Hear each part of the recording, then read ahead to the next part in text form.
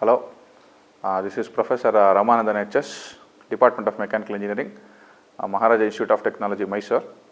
So today's class we will deal with the subject mechatronics, okay, the subject code of 17ME754, and the content of today's presentation are okay, the module 4, okay, sorry, it should be module 3. So according to your syllabus, it should be module 3. So programmable logic controller and integration. Okay. So contents are PLC, in short, programmable logic controller, and basic structure. So how the organization of components within a microcontroller, because it has a lot of components within it to work on its own. So it is similar to a microprocessor. So more number of components need to be arranged in a proper order. So an engineer must have a proper knowledge of the arrangement of the components to get a specific or designed output. Okay, that one can understand with the help of basic structure of a PLC. Followed by you have input and output. Obviously, when I say a system, so it may be any type of system, we should have a input variable as well as the outcome of a system. So what are they with respect to programmable logic controller, we will see, and followed by something called as sourcing and sinking. So just with respect to convention of current, we disseminate the components into source and sink with the respect to the flow of current. So we will see with the help of a pictorial representation.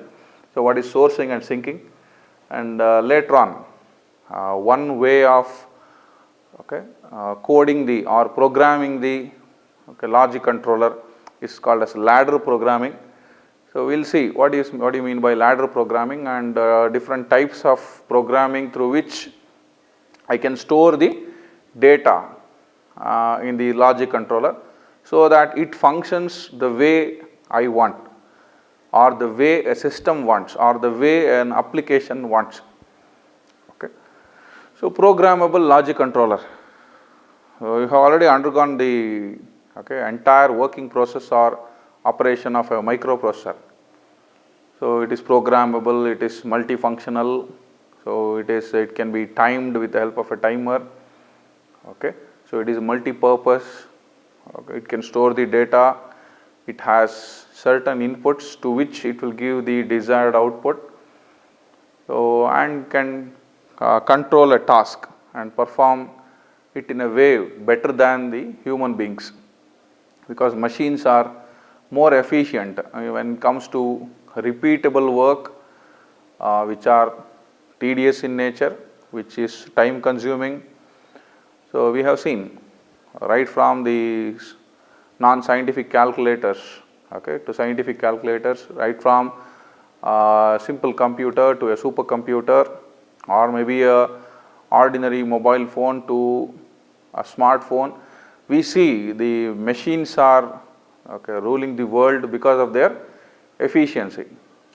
So human beings are more interested in designing an efficient system in order to replace the errors which are caused because of the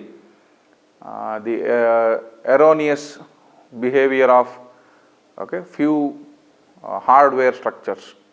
Or if I want to genuinely say, in case of programmable logic controller, so initially in the earlier stages during 1960s, PLC came into existence in 1960. So where before that the machineries like maybe for example riveting machine, we usually see the riveted joints where I join the two sheets. You may see them in the automobiles. The sheets of the automobile body is being fastened one another with the help of a riveted joint. So that riveted joint can be with the help of a riveting machine, it can be automated with the help of a PLC. You can control the valves, you can control the motors of the machine in an assembly line, because basically we use the PLC in assembly lines and robotics, which needs precise, accurate, okay, and timely functioning of all the components. So it may be one more example if you want me to quote. In case of the brushes, it may be a nail polish or the paint brushes where I have to insert the bristles of each and every brushing component to the container or to the brush. Okay, the space being provided for the thin fine brushes which will be used for painting the brush or the nail polish brushes. So to insert it, if you use a human being or if you use any kind of hardwired system, maybe a relay system, the tendency of going errors with the help of wires is more, because if there is one slippage or one fault in any of the wire, the entire line will get halt. It will not function. It will detect a fault there. So an engineer faces the complex situation where he has to check each and every line in case of hardwired system, for the same machineries. So where the fault is, and in diagnosis of fault there is a lot of time being elapsed there, as well as the fault detection is the major challenging to the engineer in case of relay system. So to replace that hardwired relay system, because these are all electromechanical control system where I am using electrical energy as well as the mechanical function is being carried out. I am controlling it with the electrical energy. So to replace that hardwired relay system, there came a system called as programmable logic controller. These days we use them a lot in case of hydraulics, pneumatics, as well as robotics, and also in precision control system, where basically in automobile industry also. So we use them a lot. So the talk about the PLC goes from 1960. The research usually focused on the accuracy and the functioning time of the machine. With the help of introduction of PLC, the more accurate you can get the efficiency from the machine. So I gave you an example. It may be a riveting machine, it may be a the shaper machine, or it may be a brush generating machine, or it may be any kind of assembly lines. With the help of PLC, or it may be in pharmaceutical industry, say basically medicines, because they are need in mass production to the society. So you have to produce them in masses per day. So where you cannot involve human beings to the greater extent. So you can automate it and get the products in millions per day with the help of this programmable logic controller. So with this small note about the programmable logic control, even in case of flight control, the other day I have told you, in case of flight control, with a very minute input from the the pilot who is sitting in the cockpit. So with this minute involvement in the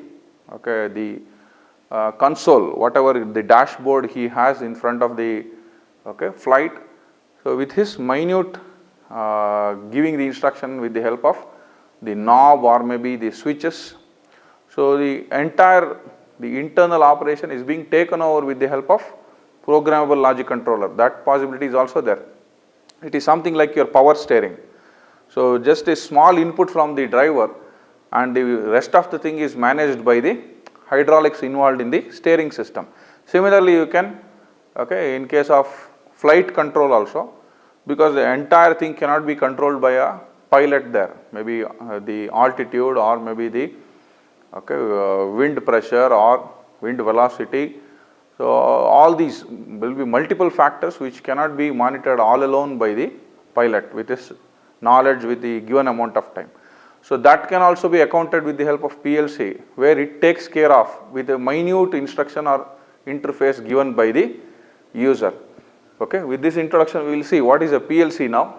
So PLC is a digital electronic device that uses a programmable memory to store instructions and implement functions such as logic, sequencing, timing, counting and arithmetic in order to control machines and processes. So it is very simple, something similar to your microprocessor. So it already has stored data, something similar to a human being. I want to get a turning operation, I want to get the carpentry from a person. So he should have a sufficient knowledge of carpentry or the CNC or the lathe machine operation to get the turning work done. So that is nothing but the memory. So our knowledge, our facts and information related to a work. So here also machines should be fed with already a memory, it means some set of instructions to carry out the work, because the user will usually give the instruction through the input. The machine should understand what is the input is all about, what the user wants. So that happens with the help of the memory, that is nothing but the stored instruction. So with only stored instruction it cannot operate. So it has to use its logic, and activity should be timed. Not only using logic and timing, it should sequence the activity for what after what, when to do the activities, what should be the chronological order of activities. So all these should be sequenced, and what should be done should be decided by the system. It uses the Boolean algebra or a truth table or arithmetic, that is what we usually say, or number system. So mathematics. So it uses the expression and come out with the conclusion that it should carry out a function. All these activities will happen within a millisecond of delay. So less than 3 millisecond of delay is the amount of delay with which the updates keep on continuously updating with respect to input, input and output. So this is how a PLC works.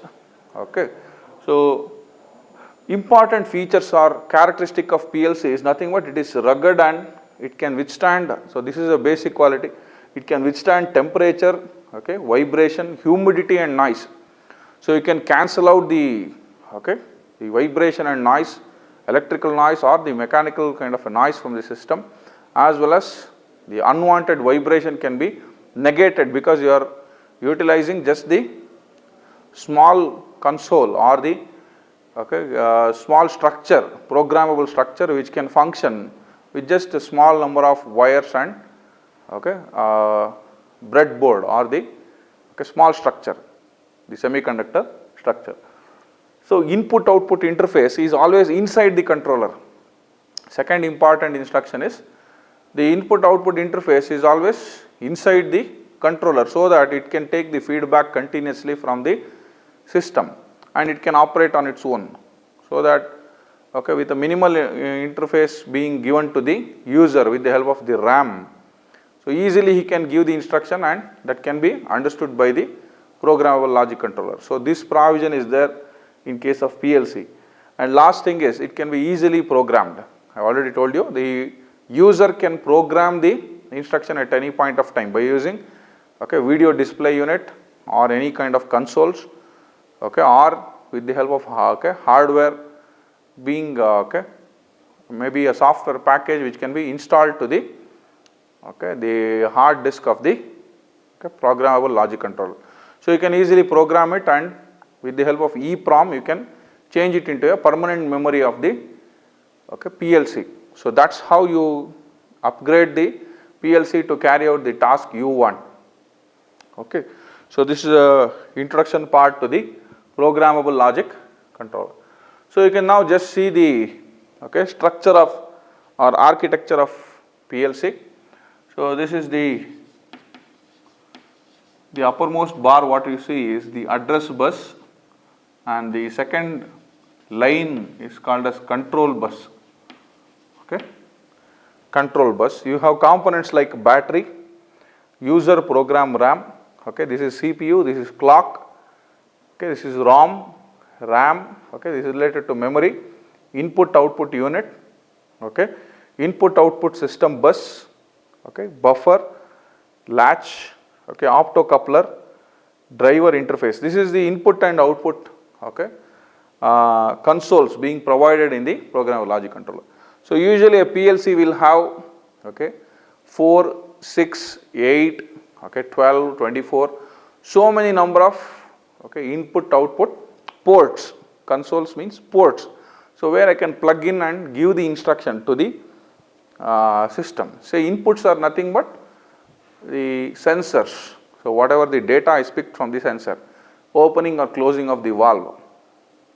Okay. So that if it is, that is the function being carried out. So input of the valve being opened or closed. Okay. The switching devices.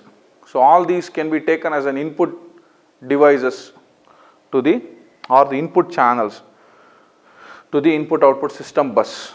Okay. Output is nothing but the control of the motor. Okay. Motor or the actuator, any kind of actuator to, okay, open the valve, to close the valve, okay, to control a solenoid, okay, to start a motor, to start a compressor. So all these are nothing but the output control given by the programmable logic controller. So all these collectively, okay, maybe the volatile RAM or the permanent memory RAM, all these things collectively are connected in a single circuit called as programmable logic controller. So next comes, okay, sourcing and syncing. Okay. So you can go up to, I failed to tell you, you can go up to more number of input output devices. There are 300 to 1000 steps with which the PLC works. So that much of input and output it can balance within a milliseconds of time. Okay, 300 to 1000 steps of operations. So next is something called as sourcing and syncing. You can see that conventional current flows from positive to negative. So when do I say it as sourcing? So this operation is called as sourcing. Sourcing. Okay. So this is syncing. Just observe the direction of flow of current there. Okay. Direction of flow of current. So this is input module and this is input device. This is output module and output load. So whatever we have shown here, output module and output load, input module and input device. If the flow of current is, okay, from input module to input device, I repeat, if the conventional flow of current is from input module to input device or output module to output load, that is called as sourcing. I repeat, conventional flow of current is from input module to input device. That means to say the instruction is given from the PLC to the input device, say to the sensor or to a switching device. That instruction, that mode of transaction is called as sourcing, because from the source the data is given. From the PLC the data is given to the input device. Here also output module is from the PLC, the instruction is given outside to the motor or a solenoid. So that is called as sourcing. Syncing is nothing but, you can see here, from the input device the flow of current is from input device to input module or, okay, output load to output module. So this reverse flow. So from input device to input module and output load to output module is called as syncing. So this is clearly opposite to that of sourcing. So this procedure is called as sourcing and syncing. So this will be taking place continuously, okay, within the PLC. So inputs and outputs processing, that is what we say as input and output processing. Because we have shown here only a one input device and one input module. That is not the case. I have already told you there will be 4, 6, 8, 12, 24 up to 250, so many. Okay. Obviously it is 12 to 24 is more than sufficient for a PLC to work with the inputs and outputs. So 300 to 1000 steps it can carry out with the speed of 1 to 8 megahertz. So that is the speed of the clock cycle, 1 to 8 megahertz with which the PLC is operating. So many activities is initiated parallelly and it is sequenced, okay, according to the time. Okay. So how it is usually carried out is with the help of input output processing is carried out with the help of two types. One is continuously updating and second thing is mass input output copying. So these are the two methods. Usually they are not there in a syllabus, just know it for the sake of interest. So how we take the instruction, similar to human beings, okay, continuous updating. If the task is continuously taking place, because I can explain it something like this. I am speaking to you and you are listening to me. So many facts and information is getting fed to you continuously with a small gap of time. Okay, that we call it as delay time. Okay.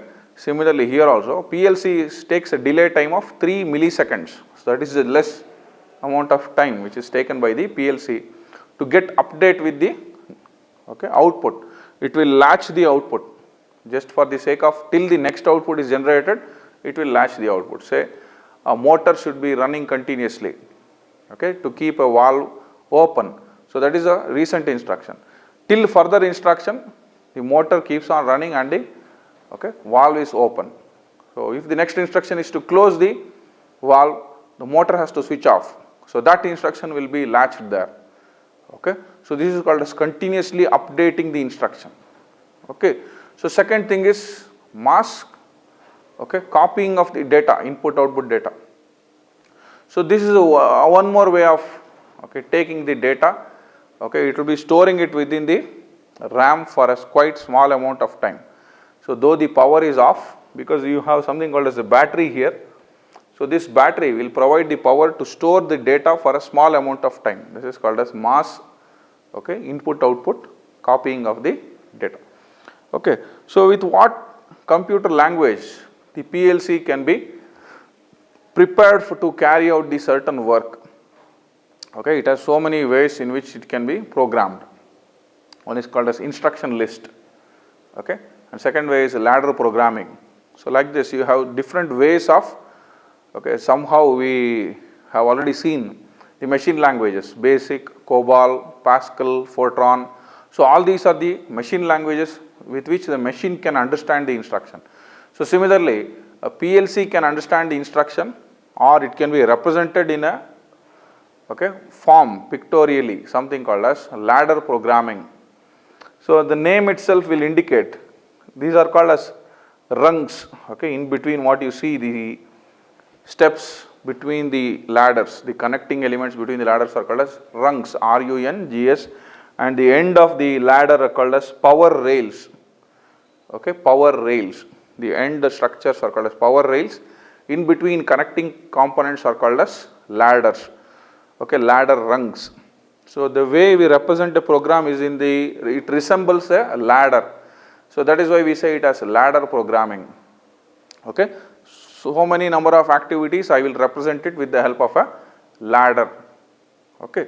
So for example, you can see here A and B are the inputs. Okay. These are all the switching devices. Inputs are nothing but I told you switching devices. So they act based on the sensors you have placed in the vicinity of the PLC. So solenoid actuation is the output. Okay. These switches, if they are closed, if both the switches are closed, solenoid gets operated. Okay. Second example you can see here A and B are the input.